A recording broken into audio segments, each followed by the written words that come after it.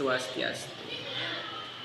Terima kasih atas waktu yang diberikan kepada saya. Perkenalkan, nama saya Nyoman Pradnya Paramita dengan nomor induk mahasiswa 85902663. Nah, pada kesempatan hari ini saya akan melaksanakan sebuah praktikum uji makanan. Nah, sebelumnya manusia merupakan makhluk hidup yang mana dalam melangsungkan hidupnya manusia membutuhkan nutrisi yang dijadikan sebagai sumber energi untuk manusia. Nah, nutrisi yang dibutuhkan manusia itu dibagi menjadi dua. Ada makronutrien, artinya nutrisi yang banyak dibutuhkan oleh tubuh, yang terdiri dari karbohidrat, lemak, protein. Kemudian ada mikronutrien, nutrisi yang sedikit dibutuhkan oleh tubuh, di antaranya vitamin, mineral. Nah, untuk mengetahui makanan yang mengandung unsur makronutrien dan mikronutrien, maka dari itu saya akan melaksanakan uji karbohidrat, uji lemak, dan protein. Baik, langsung saja. Adapun judul praktikum yang saya lakukan adalah untuk mengidentifikasi kandungan karbohidrat, protein, dan lemak pada makanan. Tujuannya adalah untuk mengidentifikasi kandungan karbohidrat pada suatu makanan, yang kemudian yang kedua mengidentifikasi kandungan lemak pada suatu makanan, dan yang ketiga adalah mengidentifikasi kandungan protein pada suatu makanan. Adapun alat dan bahan, yaitu pertama ada sendok pengaduk, kemudian ada gelas, kemudian ada tembaga sulfat, ini tembaga sulfat. Kemudian ada air kapur, kemudian ada kertas coklat, ada betadin. Nah, betadin ini digunakan nantinya untuk menguji karbohidrat. Kalau air kapur dan tembaga sulfat akan digunakan untuk menguji kandungan protein pada suatu makanan. Dan kertas yang berwarna coklat ini kita gunakan untuk menguji kandungan lemak pada suatu makanan. Kemudian ada berbagai bahan makanan yang sudah saya susun. Ada mie, kentang, tahu, susu, terigu, kanji, wortel, biskuit, nasi, kemiri, dan margarin. Nah, untuk selanjutnya mari kita akan uji kandungan-kandungan dari bahan makanan. Yang pertama adalah uji karbohidrat. Nah, untuk menguji kandungan karbohidrat pada suatu makanan kita gunakan betadin, karena betadin ini mengandung iodium atau povidon iodin. Nah, sekarang caranya itu teteskan betadin ini di masing-masing makanan.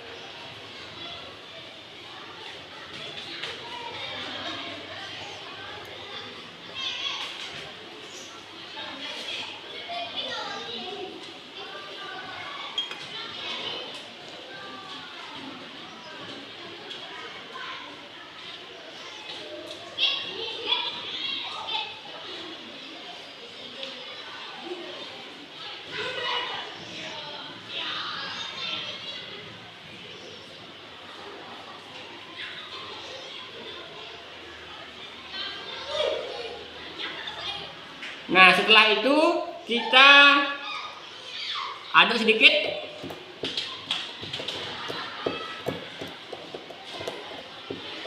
Kemudian aduk sedikit.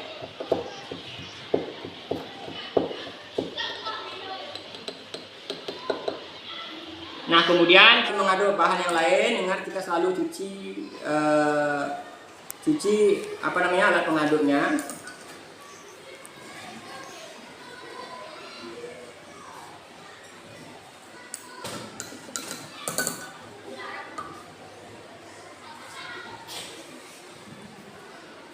Nah, lalu setelah kita lihat, setelah kita teteskan, lalu kita amati perubahan warna yang terjadi. Ya, kita bisa perhatikan, amati perubahan warna. Nah, apapun perubahan warna yang terjadi, kita masukkan ke dalam tabel uji karbohidrat. Nah, sekarang untuk menguji lemak. Nah, sekarang saya akan melakukan uji lemak. Nah, kalau dalam uji lemak kita membutuhkan kertas yang berwarna coklat. Nah, kertas yang berwarna coklat. Kemudian kita ambil bahan-bahan makanan. Yang pertama ada mie. Ada mie, di sini ada mie. Nah, kita ambil mie lalu oleskan di kertas yang warna coklat. Kemudian amati apa perubahan yang terjadi. Nah, setelah itu kita ambil tepung terigu. Ingat, selalu cuci tangannya supaya bersih, supaya tidak tercampur bahannya. Kemudian yang kedua ada tepung terigu.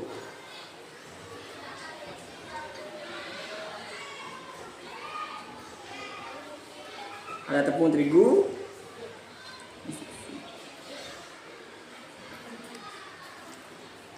Kemudian ada susu.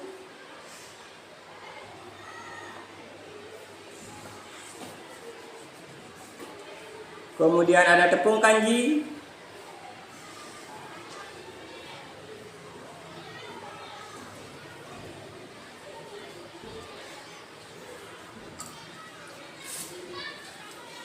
Oke, kemudian ada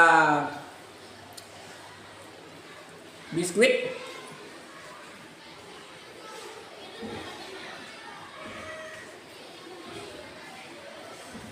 Ada biskuit. Kita oleskan. Kemudian ada kentang.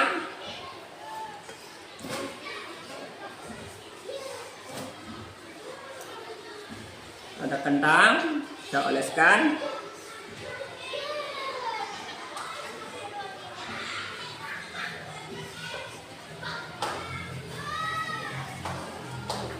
Lalu kentang kita oleskan. Kemudian ada kemiri.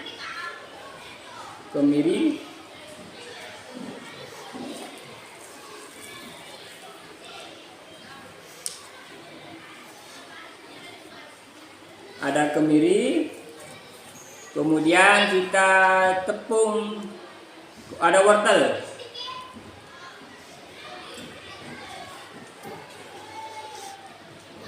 Ada wortel.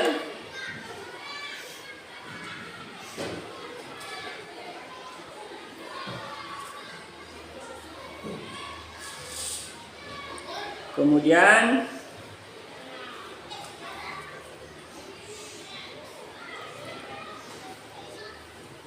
ada margarin.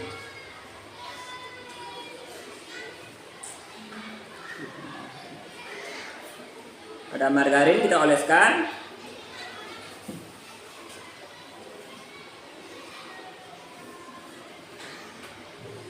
Kemudian nasi.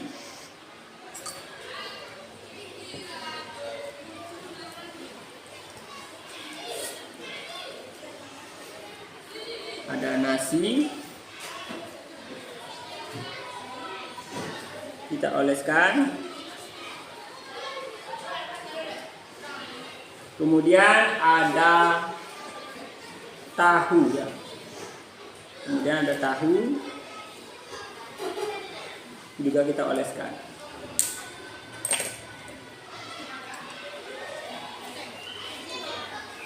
Tahu kita oleskan seperti ini.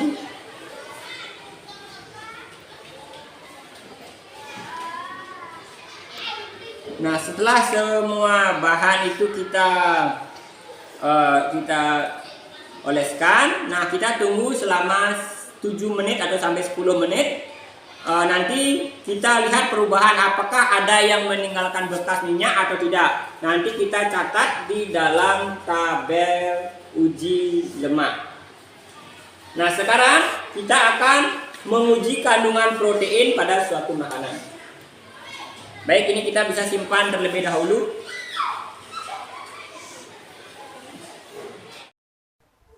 Nah, hari ini kita akan melaksanakan uji protein. Nah, untuk menguji protein kita membutuhkan air kapur dan tembaga sulfat. Nah, di sini kita bisa teteskan masing-masing pada makanan dengan bahan kapur. Ya, dengan bahan kapur.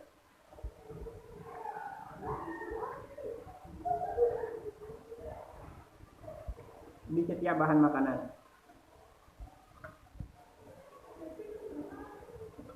Nah, setelah itu kita masukkan tembaga sulfatnya.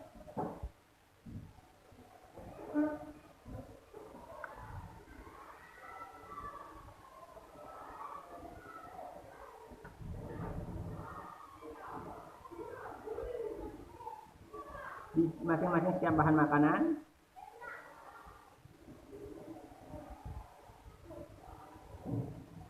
Nah, setelah itu kita aduk. Ingat, setiap mengaduk bahan makanan kita harus cuci dulu.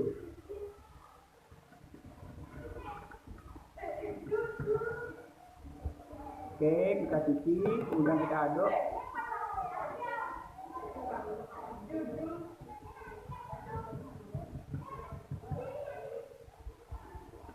Nah, kemudian kita aduk.